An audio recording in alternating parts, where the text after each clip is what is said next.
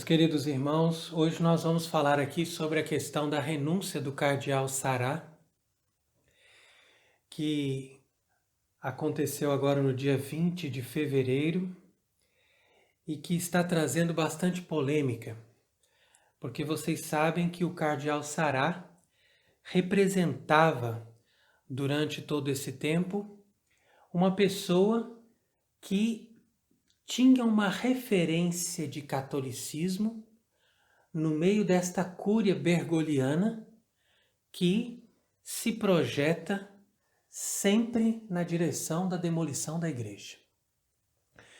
Então quer dizer que ele era uma exceção. Entretanto, ele completou 75 anos, apresentou a sua carta de renúncia e imediatamente a carta foi aceita por Francisco. Então isso já é algo que nos deixa triste, na medida em que nós percebemos que está se concretizando esse processo de apostasia que tende a levar a estrutura da Igreja Católica para um objetivo final de não somente abolir a fé católica, mas de perseguir aquilo que resta de católico. Então, quando o cardeal Sará recebeu a notícia de que a sua renúncia foi aceita, ele se pronunciou da seguinte maneira: estou nas mãos de Deus, a única rocha é Cristo. Nós nos encontraremos brevemente em Roma ou em outro local. Então, o que ele quis dizer com isso? Com certeza, nós vamos perceber aqui um sentimento de tristeza, a sua confiança em Deus, sua confiança em Cristo, a esperança que ele tem de que a partir de agora o destino da igreja está nas mãos de Deus. Porque o que nós podíamos fazer, nós já fizemos. Então você veja aqui que esse fato é uma confirmação de que aquele objetivo que nós tínhamos na época de Bento XVI, de reformar a liturgia de Paulo VI, está se configurando como uma proposta impossível. De fato, foi justamente em maio de 2016 que o cardeal Sará fez a sua proposta mais ousada para implementar a reforma da reforma, como nós costumamos chamar, né? Porque houve uma reforma litúrgica, agora você tem que fazer uma reforma daquilo que já era a reforma. No sentido, é claro, de tornar essa liturgia totalmente protestante, que foi implementada a partir de 1969, algo que pudesse ser mais próximo de uma missa católica. Então foi por isso que o cardeal Sará resolveu fazer um apelo naquele ano de 2016 para todos os padres do mundo inteiro para voltarem-se de costas para o povo e celebrarem a missa na mesma orientação de antigamente. A gente diz que se volta para o Oriente, né? Ou seja, para o nascer do sol. Ora, ele foi desautorizado em julho do mesmo ano pelo porta-voz de Francisco, o padre Lombardi, e ele depois foi desautorizado pelo próprio Francisco. Então eu recolhi aqui, numa revista sobre liturgia, uma crítica que eles fizeram na ocasião contra o cardeal Sará. Nessa crítica eles dizem que Sará afirma em seu novo livro que a reforma da liturgia será feita de qualquer forma para corrigir a profanação e a superficialidade que caracterizam, muitas vezes, a missa em língua vernácula e de frente para os fiéis. Então aqui eles falam contra o cardeal Sará, dizendo que ele estava dando um passo para trás e que ele não estava caminhando na mesma direção das reformas do Vaticano II. Pouca gente sabe que no Concílio Vaticano II, nenhum dos bispos que estavam ali participando, pelo menos aqueles que eram bem intencionados, imaginava que eles fariam uma reforma litúrgica nesse nível, a ponto de criar uma nova missa, novas reformas, novas orações eucarísticas e um conceito completamente diferente de missa. Você lê a Constituição Sacrosanctum Concilium e você não encontra ali os elementos que nós encontramos nesta missa moderna que é celebrada hoje. Então você percebe que isso foi feito de uma forma fraudulenta. E todas as vezes que eles querem defender a reforma litúrgica, eles apelam para a autoridade do Vaticano II. Sendo que o Vaticano II não realizou a reforma de 69. O Vaticano II realizou a reforma de 65. É muito diferente. E ali você vai perceber também que naquela encíclica Mediator Dei, que foi escrita pelo Papa Pio XII, alguns anos antes do Vaticano II, no número 49 já dizia claramente que era proibido sempre que um padre ficasse de frente para os fiéis. Imaginando que essa fosse a orientação das missas da igreja primitiva. Inclusive tem um grande liturgista que chamava-se Jungmann, alemão, que escreveu a obra-prima que é chamada Missarum Solemnia.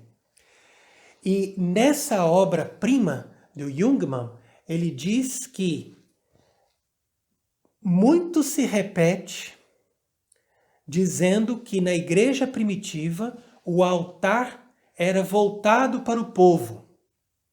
Mas isso não passa de uma lenda.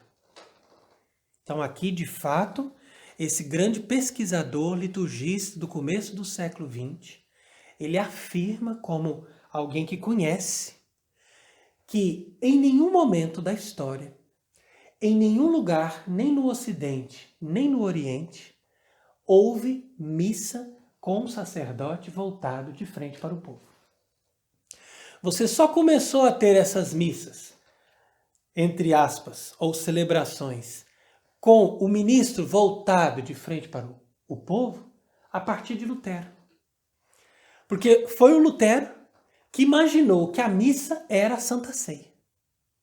E ele que começou a dizer que para celebrar a Santa Ceia você precisa de uma mesa e o ministro voltado de frente para o povo, a fim de que houvesse ali o banquete, né, dessa unidade, todos em torno da mesa, como se costuma dizer hoje em dia. Mas isso não passa de uma inovação protestante. Inclusive nós temos confirmação histórica de que todas as vezes que o protestantismo começou a se instalar, a primeira coisa que eles faziam era substituir os altares por mesas. Inclusive, a reforma protestante na Europa foi responsável pela destruição de centenas, milhares de altares. No livro base da missa dos anglicanos, eles dizem o seguinte, que a missa, o sacerdote e o altar agora são substituídos pela Santa Ceia, pelo ministro e pela mesa.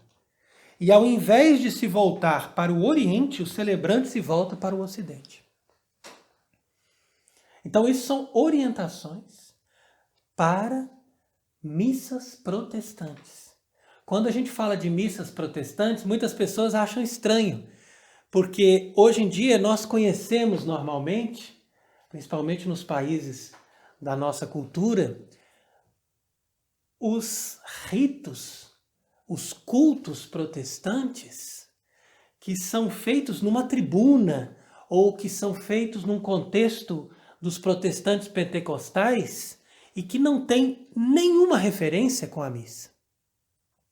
Mas se você for analisar as missas dos luteranos ou dos anglicanos, você vai ver uma enorme coincidência com os ritos que são celebrados na liturgia moderna, no contexto da estrutura daquilo que a gente diz que é a Igreja Católica. Então é muito semelhante à missa da Reforma de Paulo VI e à missa dos anglicanos ou dos luteranos.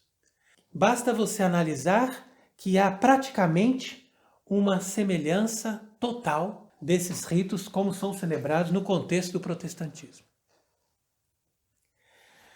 Então o cardeal Sará, na minha opinião, estava muito bem intencionado e estava também com uma reta posição quando ele propôs, em 2016, que os sacerdotes se voltassem para o Oriente, como foi o costume de todas as igrejas que compõem a Igreja Católica desde o tempo dos apóstolos.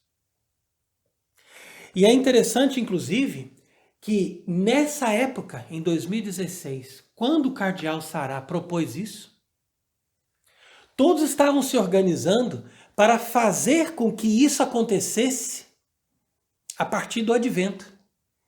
E nós vivíamos ali em Cidade del Este, naquela diocese do Paraguai, onde havia todo um entusiasmo para viver o que nós chamamos de reforma da reforma. Quer dizer que nós acreditávamos que o Vaticano II, que os papas após João XXIII e que toda a estrutura que foi feita em torno dessa igreja pós-conciliar era uma verdadeira e legítima estrutura da Igreja Católica. E, portanto, nós acreditávamos que a missa de Paulo VI era uma verdadeira missa católica, mas que precisava de ser reformada, que ela precisava ser corrigida nos seus excessos, que talvez sejam excessos promovidos por alguns membros mais revolucionários que querem profanar, querem destruir, querem transformar a igreja numa nova igreja.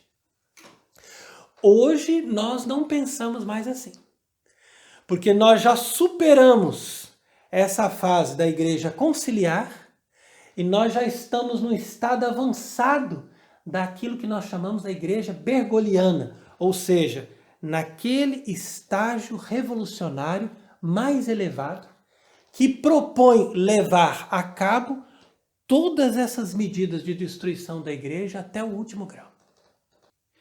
Então hoje nós podemos fazer um paralelo entre o clima de esperança que nós tínhamos ali no Paraguai naquela época, principalmente nessa fase de amadurecimento do motu próprio Summorum Pontificum, que Bento XVI tinha promulgado em 2007, e que nos dava condição não somente de celebrar a missa tradicional, mas de aproximar o máximo possível a missa de Paulo VI dos critérios, da beleza e da atitude reverencial que a missa de sempre trazia para as pessoas de maneira geral. Então foi nesse contexto de entusiasmo e de redescoberta da missa tradicional que nós estávamos propondo a reforma da reforma.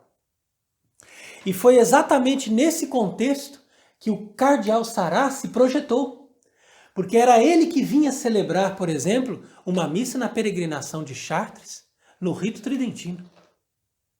E que nesse contexto fazia as pessoas perceberem que nós tínhamos sim esperança de recuperar a beleza da liturgia dentro do rito da Igreja Católica. Entretanto, o que nós podemos hoje dizer diante desse fato da renúncia do cardeal Sará? Uma vez que tudo isso se passou, uma vez que ele, em 2016, foi desautorizado, não conseguiu nem sequer dar o primeiro passo para a reforma da reforma, que seria justamente o fato dos sacerdotes se voltarem na orientação correta, que era a orientação antiga versus Oriente. Mas ao invés disso, está deixando o cargo numa situação de incerteza.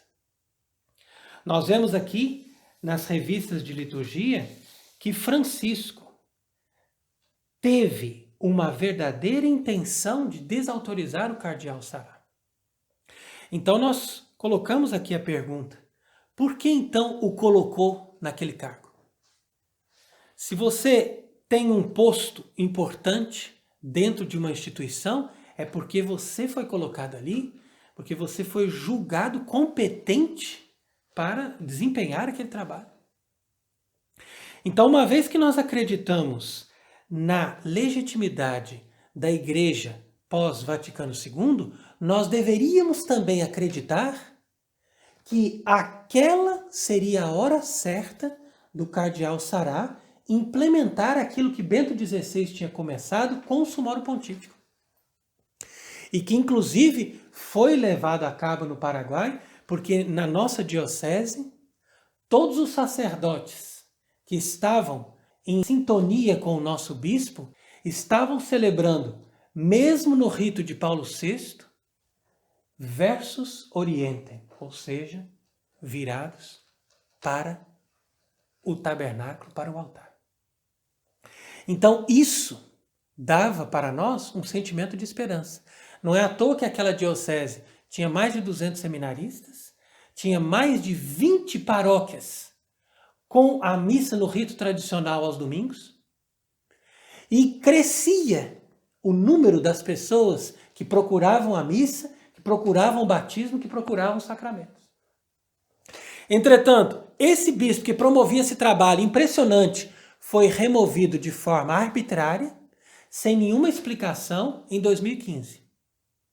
E ele esteve em Roma procurando saber por que eles estavam removendo ele daquele cargo, e ele não obteve resposta. Por isso ele voltou para sua casa e 6 meses depois ele veio a falecer, porque ele ficou doente de tanta tristeza e de mágoa.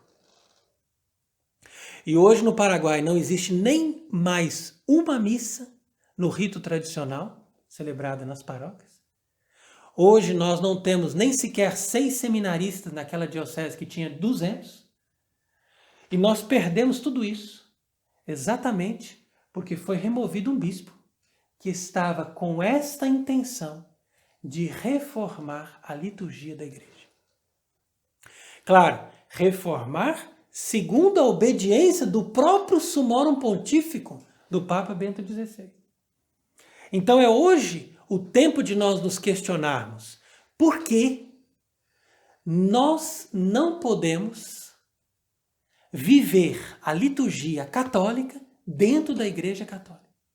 Porque é tão difícil para nós hoje termos normalmente as missas no rito tradicional, nas dioceses, nas paróquias, como seria normal se nós estivéssemos tratando simplesmente de uma situação humana. Mas é aqui que a gente tem que ter a compreensão que se trata realmente de uma batalha espiritual. O que está por trás de tudo isso é uma grande guerra espiritual. Porque quem quer destruir a missa são os inimigos de Deus. E os inimigos de Deus, que são controlados pelo diabo, eles sabem que a missa católica tem um efeito impressionante para a salvação, para a conversão e para a purificação dos pecados. Quando o rito do santo sacrifício da missa é celebrado, os efeitos dos malefícios, dos poderes malignos, dos rituais satânicos e de todos os pecados, os piores possíveis, mesmo os pecados de aborto, são anulados. Enquanto que na missa protestante ou nos ritos protestantes, você tem simplesmente um momento agradável, um momento com a assembleia, aquilo se torna algo simplesmente horizontal e humano, e quando aquilo termina, do ponto de vista espiritual, as pessoas não têm efeito nenhum. Então valeria muito mais a pena essas pessoas estarem participando realmente de uma missa, num rito que leva essas pessoas diretamente em sintonia com o único e perfeito sacrifício da cruz que Cristo realizou pela nossa salvação. E que é reapresentado em cada Santa Missa, através do único mediador entre Deus e os homens, que é o mesmo Cristo, que está ali na pessoa do sacerdote. Agora, a missa protestante, como diz aqui, olha, na explicação de Calvino, Cristo já se sacrificou uma vez por todas. Portanto, agora nós precisamos de uma mesa para a festa. Percebe? E não um altar para oferecermos uma vítima.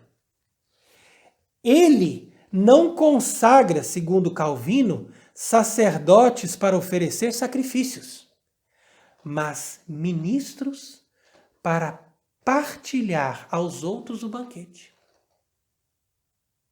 Então é assim o entendimento da missa para Calvino. Então é por isso que num discurso aos participantes da Semana Nacional da Liturgia, Francisco apoiou o movimento litúrgico de forma definitiva e inequívoca, segundo essa revista sobre liturgia. E, inclusive, ele disse aqui o seguinte: podemos afirmar com certeza e com autoridade magisterial que a reforma litúrgica é irreversível. E ele disse, inclusive, assim, que a liturgia é uma ação para as pessoas e também das pessoas. Quer dizer que ele está dentro da mentalidade protestante, que assume a ideia de uma liturgia celebrada pela comunidade e não pelo sacerdote. Ele chega a dizer, inclusive, que a natureza da liturgia é popular e não clerical. Algo que vai contra aquilo que a Igreja Católica sempre nos ensinou, mostrando que a liturgia é realizada pelo clero, pelos sacerdotes, pelos ministros ordenados, e eles ali, na pessoa de Cristo, vão oferecer o sacrifício perfeito agradável ao Pai. Nós estamos nos dando conta que, de fato, a situação é muito mais grave, muito mais séria. Nós estamos percebendo que existe um desejo formal dessas autoridades e desse concílio e de toda essa reforma que foi feita a partir de 1969 de destruir o sacerdócio e de destruir a missa católica.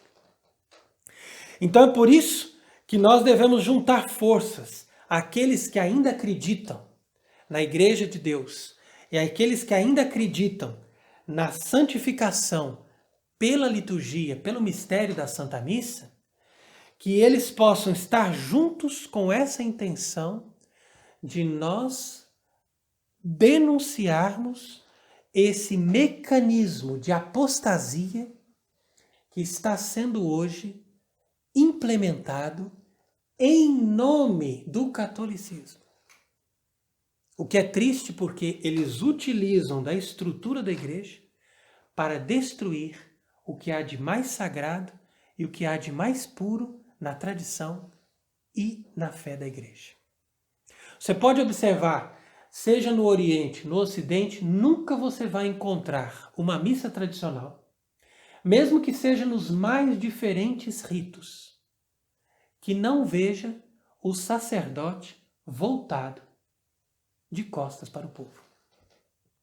E essa é exatamente a representação dos antigos sacerdotes no templo de Jerusalém.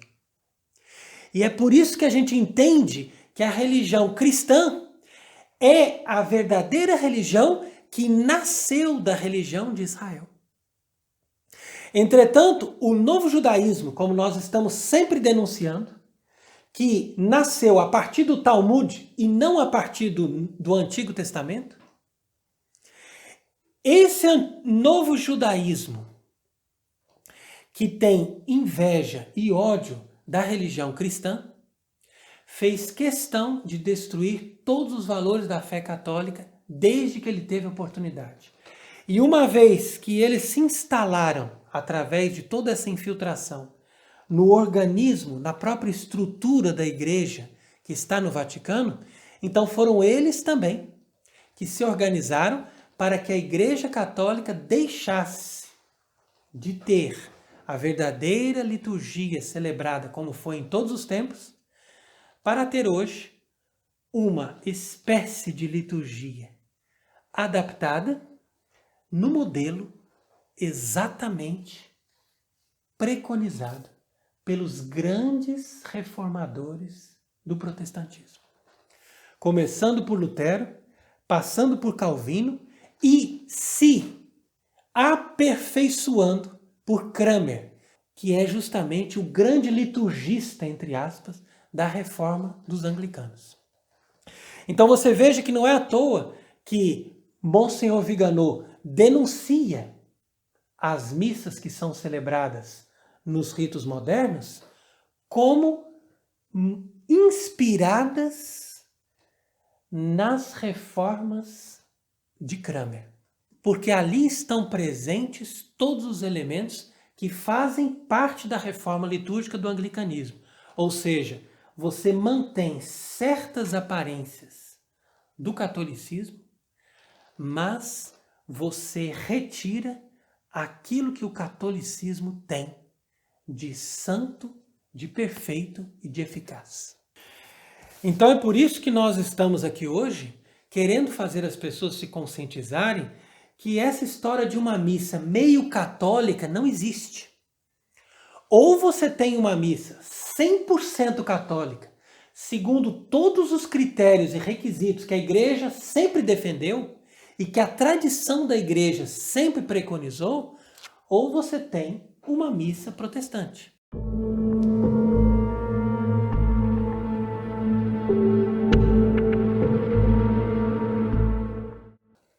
Então, uma vez que nós confessamos na fé católica que Cristo ofereceu-se por nós em sacrifício, então é importante que nós tenhamos uma celebração que nos leve a participar deste sacrifício que Cristo ofereceu no passado, mas que é atualizado através do sacramento. É isso que faz da Igreja Católica um sistema sacramental, ou seja, algo que possa ser aplicado no hoje e que tem eficácia hoje, mas que na verdade aconteceu no passado. Então é isso que torna a liturgia fonte de vida e santificação para a igreja. Enquanto que os ritos protestantes não fazem outra coisa do que dar para as pessoas ocasião de encontro, de reflexão e de entretenimento. São esses os critérios das celebrações modernas. Então é por isso que nós estamos aqui fazendo hoje essa exortação, não somente para os sacerdotes, para que eles prestem atenção em tudo aquilo que nós estamos aqui comentando, mas também para cada um dos fiéis batizados, porque as pessoas não podem ser indiferentes a essas coisas. Na medida em que você dá valor a certas coisas que são contrárias àquilo que a igreja sempre nos pediu, então você está colaborando também para a destruição da Igreja Católica. Enquanto que se você valoriza aquilo que é católico, aquilo que é legítimo, aquilo que vai realmente nos levar até Deus, então você está colaborando também para a restauração da igreja. Eu não tenho dúvida, e sempre digo isso, que nós não podemos contar mais com os homens para bloquear o efeito revolucionário que está hoje em processo de demolição da Igreja Católica. Mas, mesmo que nós esperemos somente de Deus a restauração e a ressurreição, podemos dizer assim, da Santa Igreja, nós não podemos deixar de fazer a nossa parte, dentro daquilo que é possível. Então, eu renovo o convite do Cardeal Sará para todos os sacerdotes de voltarem-se para o Oriente. Quando você for celebrar a Santa Missa, volte-se de costas para o povo e voltado para Deus. Porque na Santa Missa você não estará rezando uma oração com o povo. Você estará oferecendo um sacrifício a Deus. Pelo povo que está junto com você. É diferente.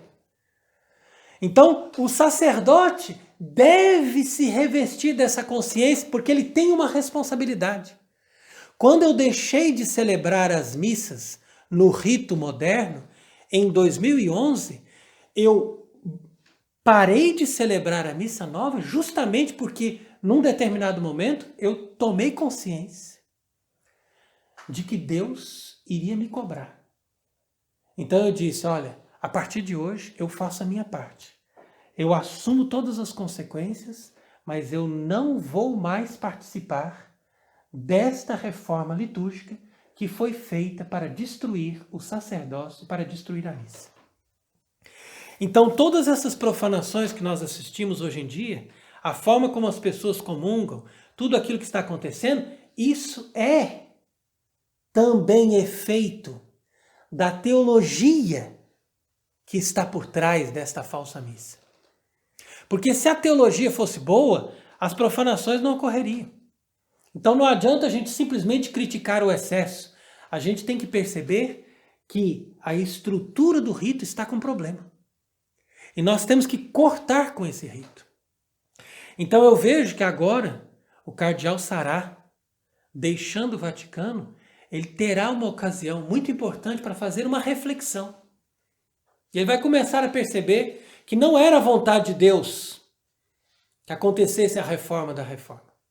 O que Deus quer é simplesmente que um Papa que restaure a Igreja faça a excomunhão do Vaticano II e declare a ilegitimidade de todos os papas que se seguiram e também da reforma litúrgica implementada por Paulo VI. Isso será necessário para que a Igreja Católica volte a ser católica e volte a celebrar a missa como os antigos celebravam, ou seja, de forma sacral, de forma reverente e de forma verdadeiramente santa, levando para as pessoas que buscam ali, naquele rito, a santificação, as graças e a vida eterna. Você observa na vida dos sacerdotes santos que viveram entre nós e que celebravam a missa no rito tradicional. Quantas multidões eles atraíam para as suas missas, porque as suas missas alcançavam graças. Aquelas pessoas podiam não entender o que estavam dizendo. Aquelas pessoas podiam não saber o que estava acontecendo. Elas não viam o rosto do sacerdote, mas elas viam que ele estava falando com Deus. E isso levava essas pessoas até uma presença de Deus e até um momento de graça e de santificação que elas nunca mais esqueciam. E por isso que essas pessoas realmente chegaram até Cristo. O sacerdote, ele deve levar as pessoas para Cristo. E não simplesmente falar de Cristo. Ele é sacramento, ele é presença, ele atualiza a própria presença do Cristo que visitou o seu povo e que se encarnou e que se tornou presença viva no meio de nós através do seu sacrifício, da sua morte, da sua ressurreição. Portanto, nós podemos concluir que diante desses fatos se torna muito coerente nós seguirmos as recomendações de Monsenhor Viganò, conforme a sua conferência de novembro do ano passado, que nos orienta a buscar a missa no rito tradicional e a deixarmos nós, sacerdotes e fiéis, as celebrações inventadas segundo o espírito revolucionário protestante. Uma vez que nós tivermos consciência disso, nós poderemos realmente enfrentar os tempos de grave calamidade que estão para cair sobre nós. Uma vez que nós sabemos que nós já estamos nessa hora final que foi soada, e uma vez que quando não há mais o sacrifício perpétuo, a justiça de Deus cai sobre a terra de forma muito mais violenta. Então é por isso que eu recomendo que as pessoas procurem estudar, procurem se apegar na liturgia tradicional da igreja, que nos mostra todos esses tesouros, todos esses valores de piedade, de amor eucarístico e de verdadeira união com Deus. Nós não devemos buscar recreações ou entretenimentos. Nós devemos buscar Deus. E o cardeal Sará sabia muito bem que o sacerdote deveria se voltar para o Oriente, onde vem Cristo, que é o sol nascente, que é a vida eterna. É Ele que nos traz a salvação. Não é um padre olhando para você e te dando boas palavras que vai te dar o verdadeiro alimento da vida eterna. Mas é um sacerdote oferecendo um sacrifício perfeito no altar, na pessoa de Jesus Cristo, que vai te dar o perdão dos seus pecados, que vai te dar a cura das suas doenças, que vai te dar a libertação do poder do demônio e, ao mesmo tempo, a graça, a felicidade e a vida eterna que vem dos dons de Deus que são derramados pelo sacrifício da cruz.